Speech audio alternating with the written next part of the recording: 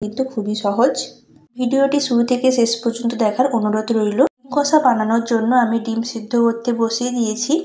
ডিম সিদ্ধ করার সময় তোমরা সামান্য পরিমাণে লবণ অ্যাড করবে জলের মধ্যে।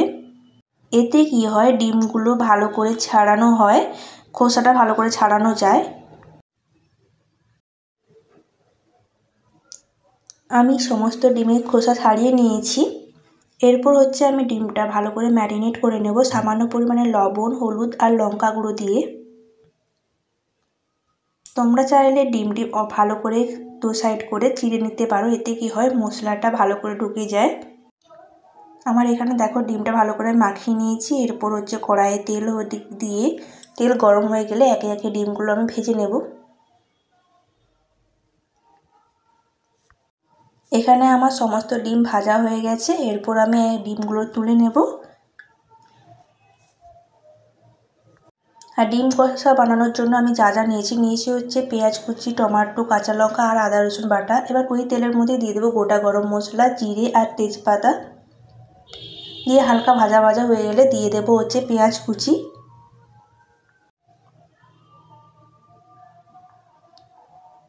পেঁয়াজটা যখন ভাজা হয়ে গেলে, যখন দেখবে হালকা ব্রাউন কালার চলে এসেছে, তখন ওখানে দিয়ে দেবে আদা রসুন বাটা। দিয়ে ভালো করে মশলাটাকে কষিয়ে নিতে হবে যাতে আদা রসুনের কাঁচা গন্ধ চলে যায়।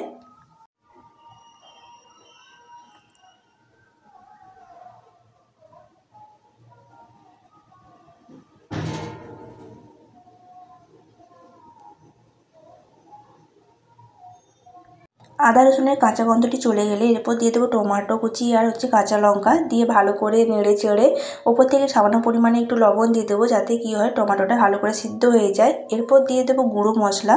প্রথমে দিয়ে দেবো হলুদ গুঁড়ো, তারপর দিয়ে দেবো লঙ্কা, তারপর জিরে আর ধনিয়া গুঁড়ো। দিয়ে ভালো করে মশলাটা আবার কষিয়ে নেব। আর দেবো সামান্য পরিমাণে গরম মশলা গুঁড়ো। মশলাটা যত ভালো কষবে ততই কিন্তু গ্রেভির টেস্ট বাড়বে।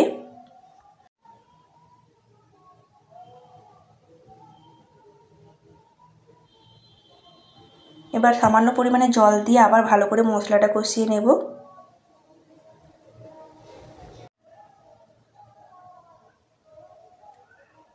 দেখতেই পাচ্ছ মশলার গা থেকে তেল ছেড়ে দিয়েছে। এরপর দিয়ে দেবো ভেজে রাখা ডিমগুলো। দিয়ে আবার ভালো করে ডিমের সঙ্গে মশলাটা কষিয়ে নেব।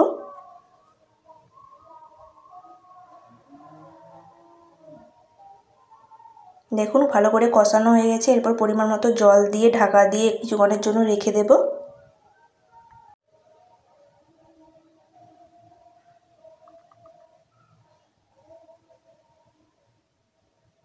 দেখতেই পাচ্ছ আমাদের ডিম কষা রেডি হয়ে গেছে। এরপর সামান্য পরিমাণে কাসুরি মেথি, একটু ঘি আর একটু তোমার ধনিয়া পাতা কুচি ছড়িয়ে দিলেই আমাদের আজকে রেডি হয়ে যাবে টেস্টি টেস্টি ডিম কষা।